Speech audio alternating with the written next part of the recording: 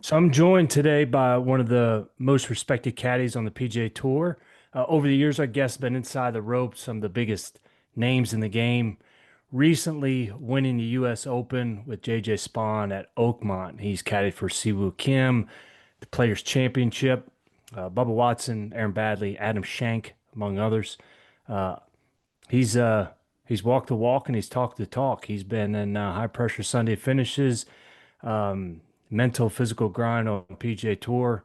Going to dig into the strategies here and get to know him a little bit deeper. Good friend of mine on the PGA Tour, but glad we have him today. Caddy Mark Carens. Mark, my man, Thank, thanks for joining, bud. yeah, of course. Thanks for having me. Do So, anything for you. thanks, bud.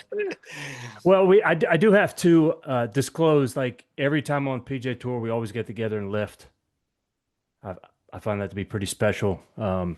Well, yeah, just lift, not run, because you just told me you did 8 miles today, and I said that's it, and you said I'm doing 20 tomorrow. So yeah, we can lift weights, but I'm not like running with you or anything. What you bench? I mean, right now, probably I just started working out again, so maybe like 295. You just started working out again? What do you mean? Well, I like hurt my I don't know what I did, but I thought I like broke some ribs, but I didn't. I mean, but I like it. I don't know, but Just I old was out for age. like, yeah, pretty much, yeah. I mean, that's what happens when you get old. Yeah. Breaking Right. ribs, man. Okay. I got you, bud. Hey, Mark, you know, start like telling us like what was that moment? What was that hinge moment where you end up caddying on PJ Tour? Um, well, I was playing myself, and then um, I got divorced, and this was like 30 or yeah, 20. Gosh, I'm so old. 25 years ago, and so my friend was like, come caddy for me, like on the web.com back then it was, or the Nike tour or whatever. And Yep. so he's like, just come. And I was like, yeah, maybe that will help me out, to see. And so I did two events with him, and Who was your buddy? Jason Karen. Oh, okay. And so he, you know, did all right. And then like came in second in the next one. And so back then the top 10 get their PGA Tour cards. And you could drive, and I stayed with him, and he paid for all my food and stuff. So, and then he's did good. So now he's in the top 10, and then he's like, we come keep going. I was like, yeah, sure. And so then I finished the year with him. Then but I wanted to keep playing myself. So then he got his PGA Tour card the next year, and then I went and played, and I had all like the new equipment and stuff, and I like lost yardage, like, and I wasn't playing well. And then he didn't have a great start, and then he asked me to caddy for him on the PGA Tour, and I was like, all right. And then when I was on the PGA Tour, I was like, man, this is much easier than playing. So then I kind of just stayed out there. Yeah. I What and was what was their first event, first PJ Tour event? Well, the first PGA Tour event was the U.S. Open. He qualified for that, so that was pretty cool. It's At at which year? 2002, um, and so that was pretty cool because it was at Bethpage. So, and that's where the Ryder Cup is this year. So Dude, that's that pretty goes full cool. circle, man. That's cool. First event caddied on PGA Tour was a US Open. hmm Love it, Well, man. yeah, because he was on the Right? Corn Ferry, I think, back then or whatever. But yeah, that was my first. I have kind of a cool story too, if you want to hear it. Do it, man. So on the so we he made the cut, and he actually finished. I think he finished good that year. He finished like 30th, and he was the only guy that didn't make a double besides Tiger, and JJ didn't make a double at the U.S. Open this year. But anyways, that just popped in my head. But the story is, so we're playing with Tom Lehman the last round, and he was number one in the world, I think, at that time. And so, like, obviously we really wanted to beat him. But so on the 17th hole, we're going across the bridge, and You know, they give him a standing ovation. There's like 10,000 people in the stands over the 17th. And so I'm just walking across the bridge like, wow, this is so cool. And then he stopped and then pointed to Andy Martinez. And then he like took his hat off and everyone cheered him. And I was like, wow, that's pretty cool for a caddy. Anyway, so then, and so we get up to the green and Jason had plugged it in the bunker Mm-hmm. and Tom Lehman hit it to like 2 feet. So Jason, hits his bunker shot out. We read the putt, he misses it, and then I tell him it's on the right edge, and it goes right. No, just kidding. But so then Tom Lehman makes his putt. So then I go to rake the bunker because I couldn't rake it, and I slid into it. So the face was so deep. And Yeah. back then, if the bunker was like 50 yards, so like I would have to like rake the bunker. I would have to get in and rake it 50 yards, and we're all done with the hole. So then Andy Martinez is like, "Hey man, what are you doing?" And I was like, "I don't know what to do. I can't rake this." And he's like, "Man, I've been caddying for 40 years and I've never seen anything like this." And I was like, well, what am I supposed to do? So he's like, hold on. So Tom Lehman was putting with this long putter. So he's like, here, I'll hang you out over the edge. And so I was like, all right. So then I was holding on to the putter like this and not hanging out over the edge, like raking it up. And of course, it's in New York. So they were like, throw him back, let him go, like, you suck, hurry up, just all this stuff. So I'm like laughing or whatever. And then so finally, I can get up to the lip and then rake it on my knees. So then Andy Martinez goes away. And so I'm like raking it. And then everyone's like, hurry up, and then they like kind of Right. mock clap me. So then um, so when I got up, I had the rake in my hand and I went like this like I won the US Open. And then they started like cheering me and stuff. And now these people, like I'd never done like a PGA Tour event. I was just like fooling around. And so then like I had this FDNY hat on. So then they start cheering me. And then I take my hat off and I start circling around. And I'm like walking across the green and everyone's like going crazy cheering. And then they're yelling, Caddy man, Caddy man. But I didn't know like this, I'd never been in a tour event. And so, anyways, this is taking like 15 minutes. So then I go like running up the hill and Tom Lehman had already teed off and stuff. And then Jason's like, what are you doing? And I was like, I don't know. And I was like, all shaking and stuff. But so that was pretty funny, I thought. Caddy man. Nice, dude. And then after the round, Jason's giving autographs, and this kid comes up to me and he's like, "Can I have your autograph?" And I was like, "No, you want his autograph? He's the player." And he goes, "No, I want your autograph. You're caddy man." And I was like, all right. So That's it was cool, pretty man. fun. No, I love that one, bud. Love it. Like, so this year's US Open, like when when you played it then a week before, like you thought there was no way like anybody was breaking par that week, right? That's how hard it was playing. Yeah, I didn't. No way, because I mean the greens are. If you miss the fairway, even in a U.S. Open, if you miss the fairway like in the bunker, that's usually like the place to hit it. But if you missed the fairway, it was like you couldn't reach the green. Sorry. So And it was. Well, go ahead, sorry. no, I was like, with it playing so difficult, like leading in to the US Open, especially at Oakmont, special place, a lot of pageantry, man, a lot of history there. But like JJ was battling all these tournaments. Like obviously he won at Valero back in 22. You guys been together since 21. But he had top 10 at Colonial. And then I felt like the big tournament this year obviously was the Players Championship when finished second, but was in that playoff with Rory. Like talk about his season leading into the US Open because I mean he'd been playing well. Yeah, he ever since like last year, after like pretty much this is like a year from last week at Detroit, because he was kind of sick at the beginning of the year, and so we didn't get off to a good start at all. Like I think his first cut that he made was the Players, and he finished like 64th or something. So um, starting Detroit last year, he's played really well. Like he got a top 10 there, and then since then he's just been playing really well. All electrolyte and hydration mixes and drinks are not created equal. I mean, check the ingredients. They have sugar or sugar alternatives, and there's tons of added stuff. Allow me to introduce you to the best electrolyte mix, Light Balance, Lyte balance.com. It's a naked electrolyte mix, which means no preservatives, no sweeteners, no flavoring, no caffeine or gluten, and no calories. I'm always on the search for the best hydration, and I've found it. My entire family uses it, and I use it on all my runs. It's solved all my hydration issues. Your body needs magnesium, potassium, and sodium, which Light Balance conveniently provides in liquid or powder form. Pure, powerful hydration.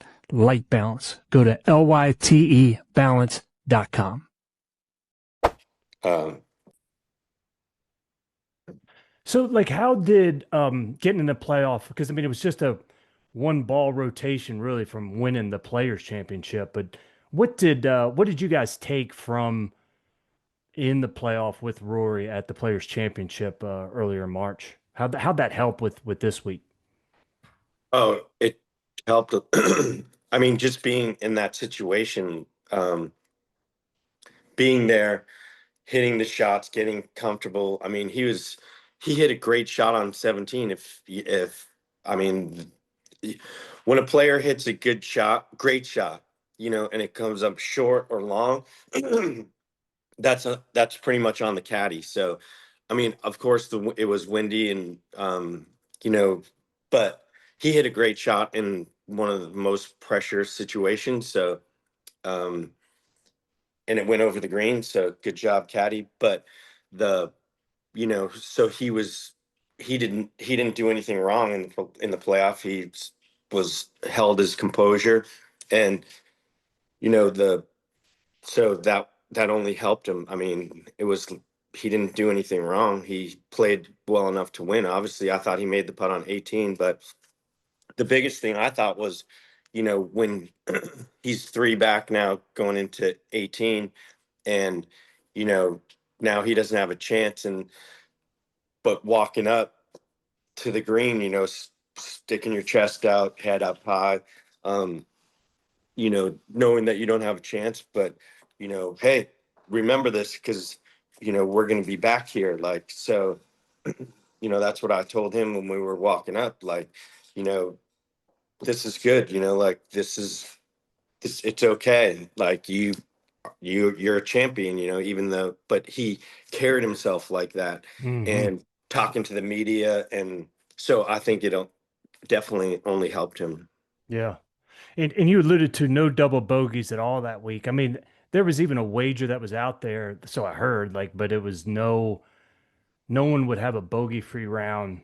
And you guys did it in the first round, man. After you do that, like what were the vibes then heading in? Like after a bogey-free round, you guys did the first round. I mean, that was so huge because now you're like, I mean, if you shoot around par, like that, you're gonna be that's good. On the back nine on Sunday. You know what I mean? If you're anywhere around par, back nine Sunday, you have a chance to win. And so now it's like, oh, we got four in the bank, and especially on the first hole, we start on 10 and he missed the green to the right. That's the only place you can't be there, because it's just straight to, it's just, you can't miss it right. But he had kind of a good lie in the rough, but not, I mean, not great or anything, but he chipped it in. So that was like, instead of making bogey, then he made birdie. So that was kind of like the start of our day. And it just kept, like he shot four under on the front and played well on the back, but just made nine pars, but it was like, all right, now we have, it just set the tone for the week, basically. Hmm. No, that's awesome, man. And then, so then, like heading into the weekend, like Saturday, man, played really well. I mean, he has so many good shots. You had to know and just feel good after Saturday's round about the position you guys are in. Because then, even on 18, like he bogeyed it, but that ended up being like a good thing, didn't it? I mean, looking back, yeah, but even then it was good because now he just has no, he's basically led the whole, um, the whole time. So now he's one back, and we're not even in the final group. We're in the second to last group, so that even takes less pressure off you. And so I think it was a great thing, because leading the whole time, now sleeping on the lead, and it worked. It obviously worked out great, but yeah, he wasn't like upset because he played really well on Saturday, and just even bogeying the last hole. It's okay. That's a tough hole. That didn't hurt you. You were one back. I mean, there's nothing to get mad about that. So Right, right. So the front nine championship Sunday, I mean, shoots 40 on the front nine. I mean, he hits the pin on two. Obviously, we saw that go back. There was a rake on was a rake on three. or Rake was on four. So I mean, bogeys five of the first six holes. Um, and then hole six, right? I mean, hole six, and we kind of talked about that like before, but like there was a missed club, even a situation. So nothing was like really going right. Um, well, and you got, on number one, he pushed his drive, so he didn't hit a good drive on one. Laid up in the rough. So now, if you're ever going to make a double bogey, now this is like, oh my gosh, because you couldn't even see his ball, like his first third shot. So luckily, it's straight downhill. Like JJ actually putted it from like 120 yards from up top and putted it on the green. So if this was ever a chance that you wanted to be in the rough, was this, because literally he could only hit it like 10 yards, like a full swing, which he did, and it rolled almost on the green, but on the fringe, but still have this tough putt. And I think he had it putted it to like 4.5 feet. Now, if he misses this, it could go 10 feet by, and he made that for bogey. So really starting out, it's like, okay, that was a good bogey, where, whew, like that could have been disastrous. And then two regroups, hits perfect drive, perfect second shot. I'm like, all right, go right at the pin.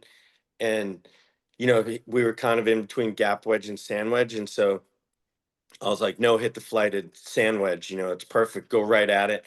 Goes right at it, hits perfect flighted thing.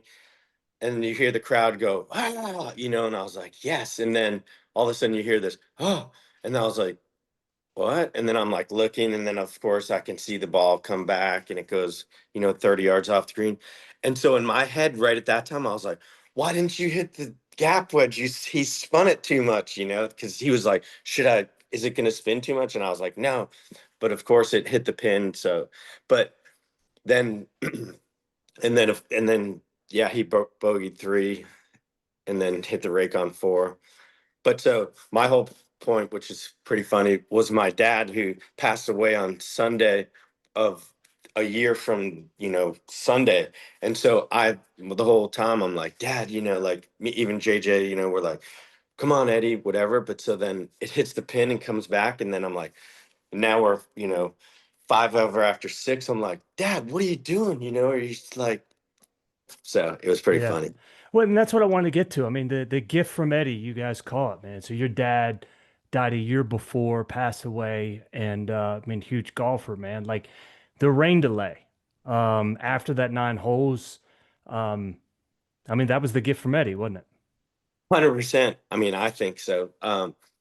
Just because that was the whole key, was the rain delay. And that's when, once they blew the horn, like it was pouring down rain. Now we're faced with the toughest tee shot on the course, and they blow the horn, and we looked at each other, and he's just like, this was what we needed, like this is the break, now we're gonna, and we're like, then we had to walk up the hill. And so we were just talking like, okay, this is like his totally, you know, mind shifted. Like he was in a good, he's like, yes, like we had the delay at the players.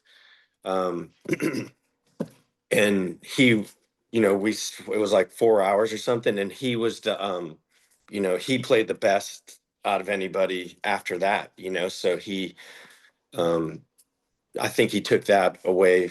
I think that helped him too, to like, okay, reset and change clothes. And, you know, we were talking, and his coach said, hey, if we have 10 holes, we're four back, you know, if we would have took that on Monday, so it Yeah. was, so it was good. If you're struggling with soreness, pain, or inflammation, you need to check out Stamina Pro recovery patches.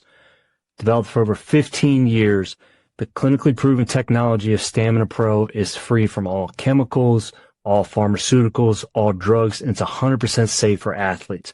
I only promote products that I use myself, and Stamina Pro takes care of all my training needs, pain, and soreness. If you use the code DRB15, you get 50% off, or use the link below, Stamina Pro. So you guys end up going 3 under the last 10 holes, but let's walk through a couple of them, man. Like on the 12th hole, man, that putt was fast. I mean, that was a scary putt, 44 footer, and he hits that one, and that kind of changed everything, didn't it? 100%. Yeah, because he hit a good drive, but it was such a downhill line. The fairway was so soaking wet that he had to like drop it on like a steeper lie, and he just pushed it to the right. And I mean, literally, if it was 2 feet to the right or short or anywhere, we might not even have been able to hit it. So, and he just got like a lie where he could hit it and hit a good shot. He hit a great shot to like it actually hit the fringe, so it didn't roll down the hill, but I mean, after the second shot, we would have took anything. But yeah, that was unbelievable. It was so fast. Like he hit a great putt, and it still would have gone probably 4 feet by. Yeah, talk to us about that. Like, what do people? Because people that aren't there and don't see it, like, how fast is that putt? It's like if you put it on a table and try to like, you know, put it so it doesn't go off the table. You know what I mean? Like it's so you can't do it. I mean, you can, but it's just that fast. Yeah. So he makes that. It goes on 14. That makes a 22 footer there. Yeah. Um, Well, so that was funny because he had a great shot on 13, hit a good putt, didn't make it. And then 14 pushes drive in the rough. And so like we're walking up there and it's like, oh, please, like just and then we're walking up there and I'm like, come on, Eddie, and then we get up there and you can see the ball. So then, it was a decent lot, like he could hit it. And we only have like a sand wedge to or a pitching wedge. He hit a pitching wedge.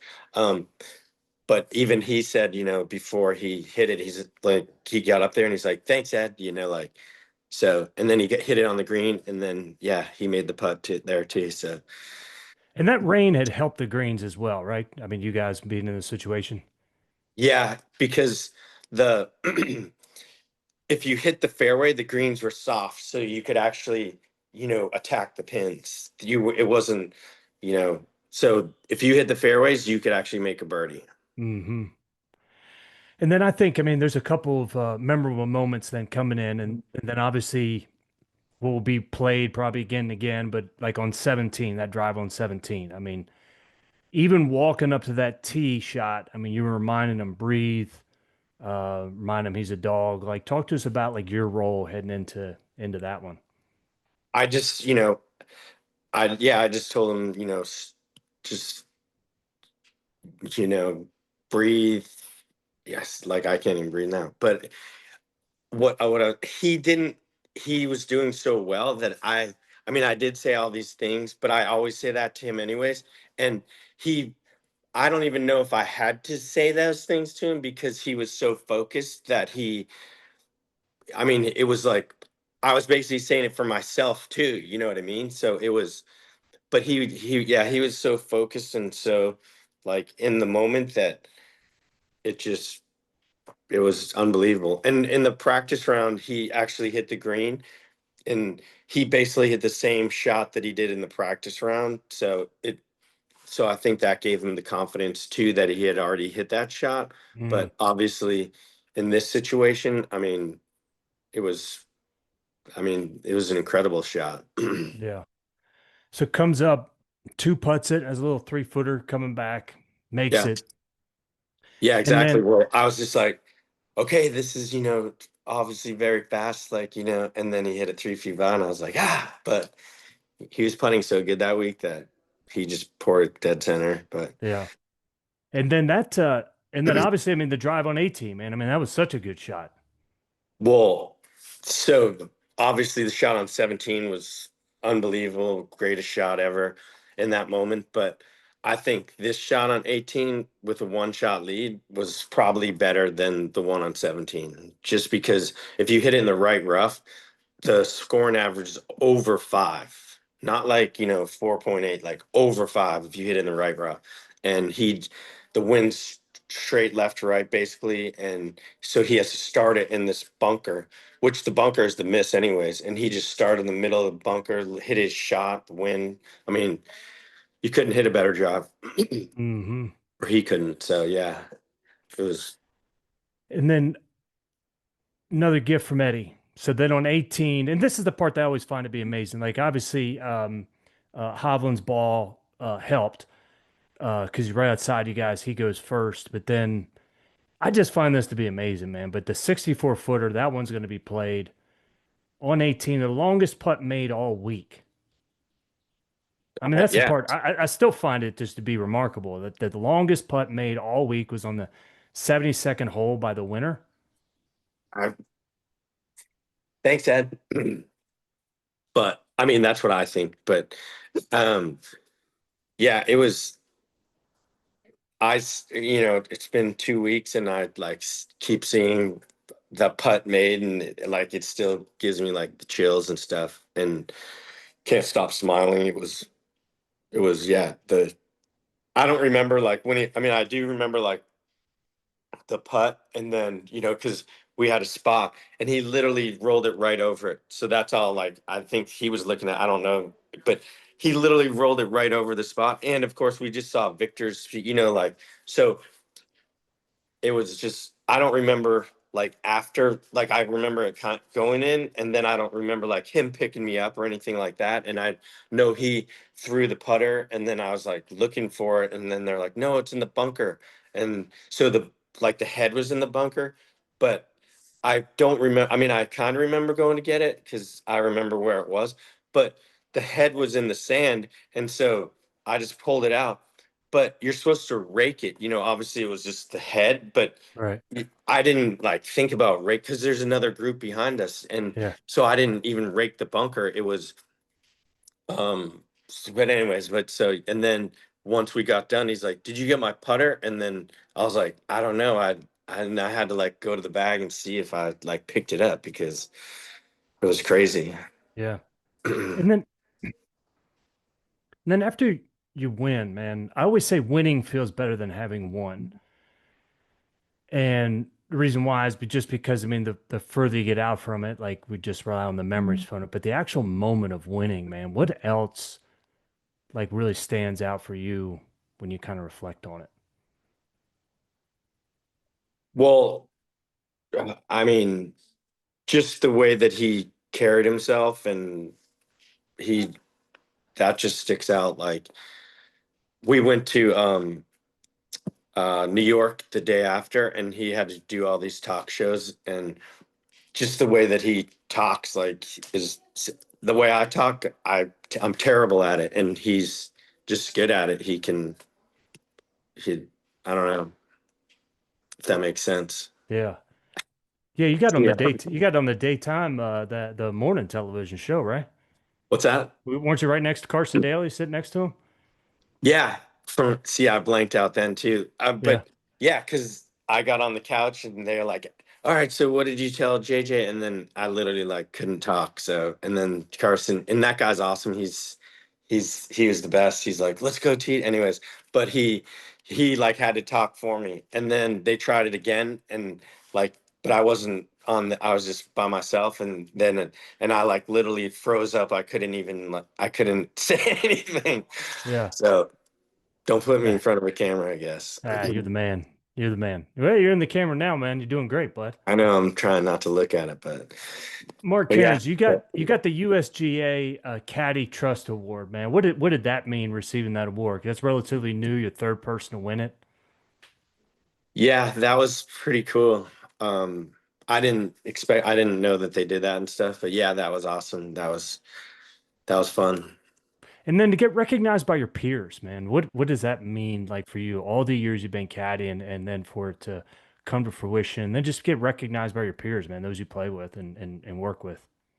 Yeah, I think that that's the best. Just having, you know, just so many people, all the text messages that you get, and the when you go to the course and everyone, gives you a hug, and that's that. I mean, for me, that was like that's the greatest thing, having, because like I got so many texts from players and caddies, and like old school caddies, like even Andy Martinez, who I was talking about earlier. He texted me, and just it's like, oh my gosh, that's the greatest thing ever, to have the people say good job, you did a good job, like that's that was the best for me.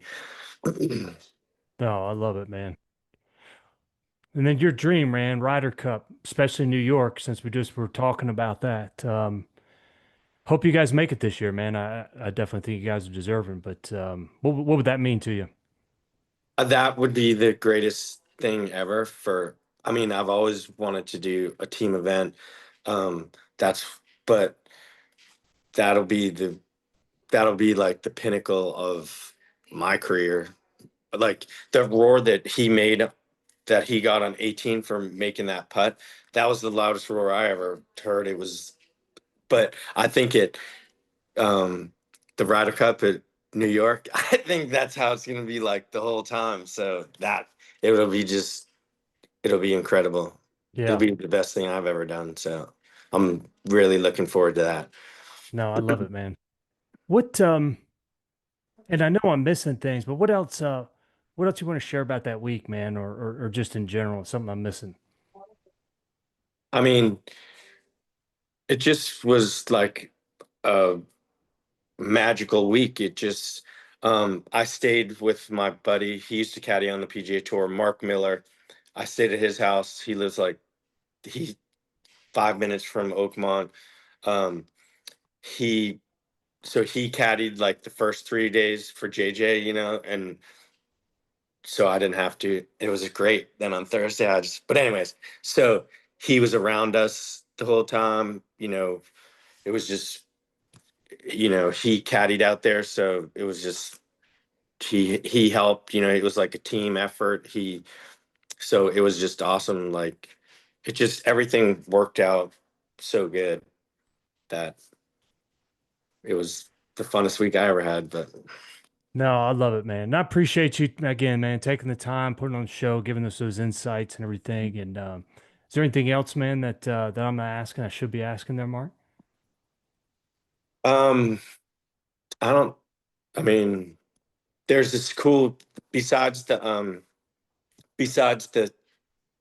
trophy that they gave the caddy, they have this book, and I'm at my house. I'm just looking at it right now, Yeah. and it's like it's John Ellis. He caddied for Wyndham, Clark, and then um, Jibo. He caddied for Bryson last year, and so it's this book, and it just has like, you're supposed to write, whatever you thought that week or whatever you want. So I'm just looking at it now, and I'm gonna be like, and I haven't written it yet, or so I'm just looking. I think that's when it'll hit me, like writing in that book, being like, oh my gosh, So No, that's cool, man. Because I mean, it's part of history. You know what I mean? And that's the part I look at it too, man. It's just like, I mean, in golf folklore, man. Like every time Oakmont's ever going to be talked about now, I mean, you guys are part of it, and that not only U.S. Open, but especially there. That's really cool, man.